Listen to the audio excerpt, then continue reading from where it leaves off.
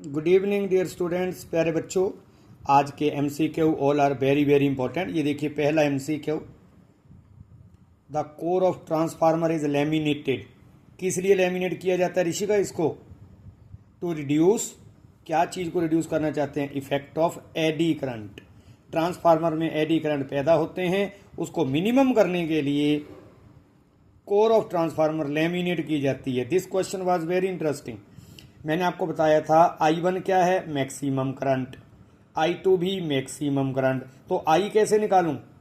Under root of I1 square plus I2 square. Pythagoras theorem लगाओ शिवांश। ये x axis है, ये y एक्सिस है, तो I क्या आएगा? Pythagoras theorem under root of I1 square plus I2 square. लेकिन हमें तो RMS करंट निकालना है। RMS करंट कैसे निकलता है? ये जो आपने निकाला I, उसको अंडर रूट 2 से डिवाइड कर दो। ये देखो बच्चों सी ऑप्शन, ये पाइथागोरस थ्योरम और अंडर रूट 2 से क्या कर दिया? डिवाइड। इसकी ऑप्शन सी है बच्चों। चलिए बच्चों आगे क्वेश्चन नेक्स्ट, ये भी हमने सॉल्व किया। रेजिस्टेंस कितनी? 3 ओहम। रिएक्टेंस कितनी? 4 ओहम। जेड क्या आएगी? इन दोनों की इंपीडेंस क्या आएगी? मिला दो। अंडर रूट ऑफ इंपीडेंस क्या होती है? जेड। अंडर रूट ऑफ इसका स्क्वायर जमा इसका स्क्वायर। 9 जमा 16, 25 का अंडर रूट 5। कितनी आई? जेड 5। पावर फैक्टर कैसे निकलता है Binishka? Power factor cos five R over Z. R कितना है? 3। जेड कितना आया? 5। 3/5 0.6। Option B is correct. चलिए आगे। Which device will use to step up AC? चाहे AC को स्टेप अप करना है, चाहे AC को स्टेप डाउन करना है। ट्रांसफार्मर जिंदाबाद। Okay, option A is correct, transformer. आगे बच्चों, ये क्वेश्चन भी बड़ा इंटरेस्टिंग है, शुरू में ही किया हमने। पहला क्वेश्चन असमी आज यही किया। वोल्टेज और करंट में कितने डिग्री का डिफरेंस है? 60। π/3 60 होते हैं मेडिकल वालों। तो पावर कैसे निकलती है? Voltage into current. ये वोल्टेज है, ये करंट है, इंटू साइन कितना, कॉस कितना लेना? कॉस 60। 100 गुना 100 गुना कॉस 60 कितना होता है? हाफ। आंसर निकाल लो। ठीक है बच्चों, लेकिन मिली एम्पियर है, एंड में देख लेना। मिली एम्पियर है बच्चों। अच्छा क्वेश्चन है। पावर डिसिपेटेड चेक कर लो। आगे देखिए, which quantities increase in step down? Step down में वोल्टेज घटती है। स्टेप डाउन का मतलब वोल्टेज घटती है, तो बढ़ता क्या है? सर करंट बढ़ता है। Secondary current is right option. ठीक है Shivansh, C option is correct. HP board में आया हुआ है, ध्यान दीजिए कृपया। फिर आ गया स्टेप डाउन ट्रांसफार्मर। आउटपुट कितनी है? 24 वोल्ट। पावर कितनी है? 12 वाट। क्या निकालना है? करंट। करंट कैसे निकलता है? Power over voltage. 12/24 हाफ आया, करंट आया हाफ। लेकिन हमें तो पीक करंट निकालना है। Peak current is under root 2 times into under root 2 time. Answer आया इसका हाफ। तो under root 2 over half. Option कौन सी आएगी?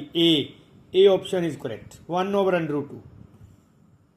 ट्रांसफार्मर किस काम आता है? क्या ये DC वोल्टेज देता है? No sir. ट्रांसफॉर्म करता है AC to DC? No no no, DC की बात ही नहीं करनी। To obtain AC voltage. D option is correct. पहला भी गलत है। नेक्स्ट क्वेश्चन, कौन सा डिवाइस है जो कन्वर्ट करता है voltage at high into high at low? ये कौन है डिवाइस? कौन सा डिवाइस है शिवांगी? ट्रांसफार्मर। B option. ये बच्चों ट्रांसफार्मर की डेफिनेशन है Nandini. It is a clear cut definition of transformer. High voltage at low current into low voltage at high current. चलिए इसी कड़ी में आगे बढ़ते हैं। Very important question, phase difference between voltage and current in LCR circuit at resonance. बच्चों resonance में क्या होता है? सर रेजोनेंस में LCR सर्किट प्योरली रजिस्टिव हो जाता है, सिर्फ रजिस्टर। और प्योर रजिस्टर में वोल्टेज और करंट में एंगल 0 डिग्री होता है। B option is correct. ध्यान दीजिए HP board, very important question. आगे बच्चों, रिएक्टेंस ऑफ कैपेसिटर। कैपेसिटर की रिएक्टेंस का फॉर्मूला क्या है? हाँ जी Suryansh, but is the formula of XC capacitive reactance? Sir it is inversely proportional to frequency. तो फ्रीक्वेंसी अगर इंक्रीज होगी तो रिएक्टेंस क्या होगी? डिक्रीज। पहली ऑप्शन सही क्यों है? कैपेसिटर की रिएक्टेंस घटेगी विद इंक्रीज इन फ्रीक्वेंसी। बिल्कुल सही जवाब, ये बड़ा अच्छा था। और इसका आंसर गलत दिया गया। क्यों सुकृति? किसमें फेज डिफरेंस पूछा है? वोल्टेज अक्रॉस इंडक्टर ऊपर को होती है BL and capacitor voltage across capacitor BC नीचे को होता है। ये वोल्टेज और करंट में फेज डिफरेंस नहीं है, वोल्टेज और करंट में फेज डिफरेंस नहीं है।